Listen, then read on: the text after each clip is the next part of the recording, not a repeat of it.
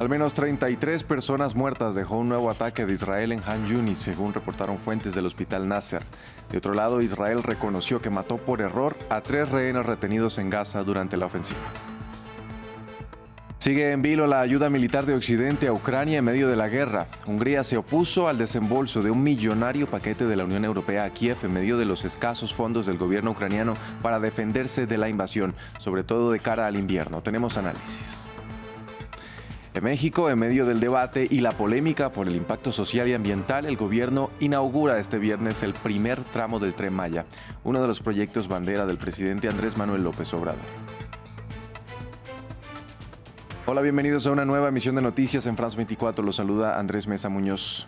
Empezamos en la Franja de Gaza. Israel reconoció haber matado por error a 3 rehenes detenidos por Hamás en medio de su ofensiva en el enclave y que calificó como un incidente que estaba bajo investigación.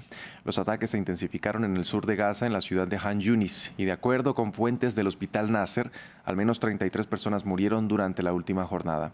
Un periodista de la cadena Al Jazeera murió tras el asedio luego de que, según denunció la compañía, las fuerzas israelíes impidieran que los equipos médicos lo socorrieran prontamente. Es difícil llegar a algún lugar para rescatar a los heridos debido a las bombas que son disparadas una tras otra. Hay heridos por todas partes y las heridas son graves. Llegamos a un lugar, lo atacan 1 y 2 veces mientras estamos en ese mismo lugar. Tuvimos que llevarnos a un herido y abandonar el sitio porque es difícil entrar. Hay mucho sufrimiento y las condiciones son muy peligrosas en el lugar donde se produce el bombardeo. Cambiamos de tema y hablamos ahora de la guerra en Ucrania. Los líderes de la Unión Europea discutieron la adhesión de Kiev al bloque, lo que significó una victoria para el presidente Volodymyr Zelensky. Pero al mismo tiempo, Hungría se opuso a la liberación de un millonario paquete de ayuda económica para defenderse de Rusia. A la situación se suma la falta de acuerdo en el Congreso de Estados Unidos para proporcionar un nuevo desembolso. Para analizar este tema, saludamos a Andrés Servín, él es doctor en Ciencias Políticas y analista internacional. Andrés, bienvenido a France 24. Buenas tardes, muchas gracias por la invitación. Sin las ayudas económicas de Occidente, ¿con qué perspectivas afronta Ucrania su segundo invierno de guerra? Yo creo que con perspectivas cada vez más dificultosas. Por un lado, lo que usted señala con respecto a la ayuda externa, que parece que ya hay una fatiga en los donantes y una cierta resistencia a aprobar nuevos fondos, tanto en Estados Unidos como en la Unión Europea, por la posición de algunos de los países de la Unión Europea, pero también porque internamente, después del fracaso de la ofensiva, de la contraofensiva ucraniana, hay crecientes tensiones entre distintos sectores, como lo evidencia, por ejemplo, las divergencias entre el presidente Zelensky y el comandante en jefe de las Fuerzas Armadas, Zaluzhny. Entonces, creo que el panorama con el que se enfrenta Ucrania es cada vez más complejo en términos de cómo continuar esta situación, si avanzar en la guerra, si ponerse en una situación defensiva, pero creo que el mayor problema es la resistencia a poder entrar en algún tipo de negociación o conversación con Rusia que debe a algún tipo de armisticio. ¿Cree que el apoyo de Occidente hacia Ucrania está desapareciendo o puede disminuir aún más en este 2024? Por ejemplo, si eventualmente Donald Trump gana las elecciones presidenciales. Sí, es altamente probable porque la posición de los republicanos es de reducir al máximo la ayuda a Ucrania y de priorizar otros temas de la política exterior de Estados Unidos, empezando por el tema fronterizo y la migración que atraviesa la frontera con México y que es un motivo de preocupación y una prioridad para los representantes republicanos y también para Trump mismo, ¿no? Ahora, ¿podríamos estar llegando a ver una ofensiva rusa ante la situación complicada que vive el ejército ucraniano? ¿Podría Rusia tomar ventaja de esto?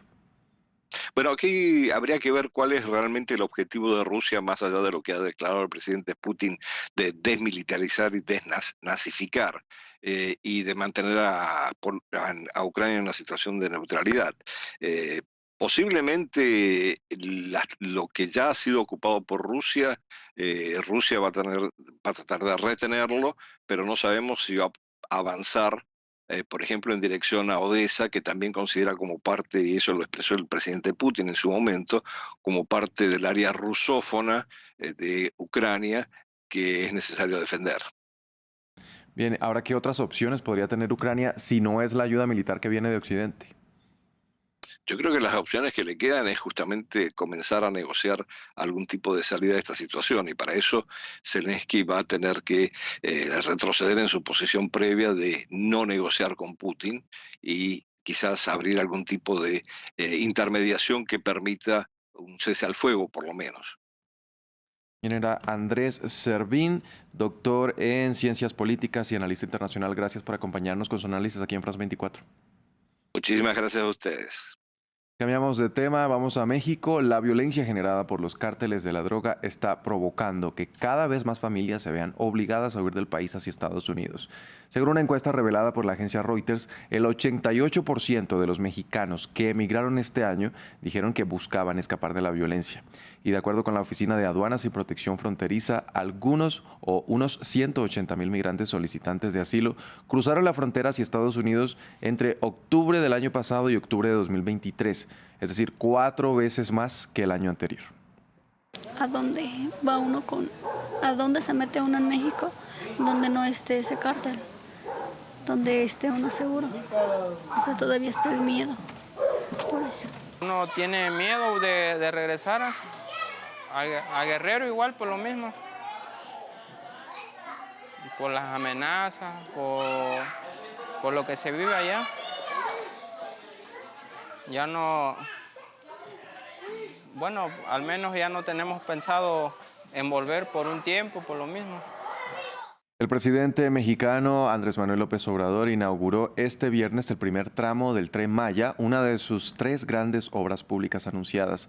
Contrario a lo señalado por distintos grupos ecologistas que han cuestionado los daños ambientales del proyecto, el mandatario aseguró que los habitantes de la zona apoyaron esta obra, que sostuvo preserva los sitios arqueológicos y protege las áreas naturales y la biodiversidad. Mario Carbonell, corresponsal de France 24, tiene el reporte de detalle. El presidente Andrés Manuel López Obrador inauguró este viernes la tercera y última de sus megaobras. Se trata del Tren Maya. Inauguró desde Campeche un primer tramo que va de San Francisco Campeche al aeropuerto de Cancún y comprende más de 470 kilómetros. Una obra polémica que ha sido criticada por ambientalistas, comenzando por los relatores especiales de medio ambiente de la ONU que en su momento alertaron de un inadecuado estudio de impacto ambiental, hasta otros colectivos como el Sélvame del Tren, que ha alertado de la tala de más de 10 millones de árboles, o el Centro Mexicano de Derecho Ambiental, que también ha criticado las afectaciones. Incluso el Tribunal Internacional de Derechos de la Naturaleza ha calificado esta obra como un ecocidio y un etnocidio. En contraste, el presidente ha reiterado, y lo hizo también este día, que estas críticas son de parte de pseudoambientalistas y que detrás de ellas hay intereses de los conservadores que buscan afectar su gobierno y que mediante diversas estrategias jurídicas intentaron frenar esta obra que dijo es para el desarrollo y el progreso de la población del sureste mexicano. En la presentación de la obra a cargo del Ejército Mexicano y en la que también participaron empresas privadas nacionales e internacionales, el general responsable David Lozano dijo que tan solo en este tramo se han creado más de 100,000 empleos, se han salvaguardado 12 zonas arqueológicas y se han rescatado más de 500,000 hectáreas de áreas naturales protegidas. Incluso refirió que se creó una nueva área nacional protegida, el Parque Nuevo Uxmal. Así, en medio de estos contrastes, el presidente inauguró este tramo, hizo un recorrido de inauguración y a partir de este sábado estará disponible para el servicio al público. Mencionó que el siguiente tramo estará concluido el 31 de diciembre y la obra completa a finales de febrero. Y cerramos con una victoria judicial para el príncipe Harry. El menor de los hijos del rey Carlos III ganó un histórico caso luego de que el Tribunal Superior de Londres determinara que había sido víctima de hackeo telefónico por parte de periodistas británicos con conocimiento de sus editores. El príncipe se convirtió en el primer miembro de la realeza británica en 130 años en prestar testimonio ante el tribunal. Y este veredicto es el resultado de una demanda presentada por Harry y otras 100 personas contra un grupo de periódicos al que pertenece el diario Daily Mirror, acusándolos de actividades ilegales. Hasta aquí este informativo en France 24. Gracias por acompañarnos.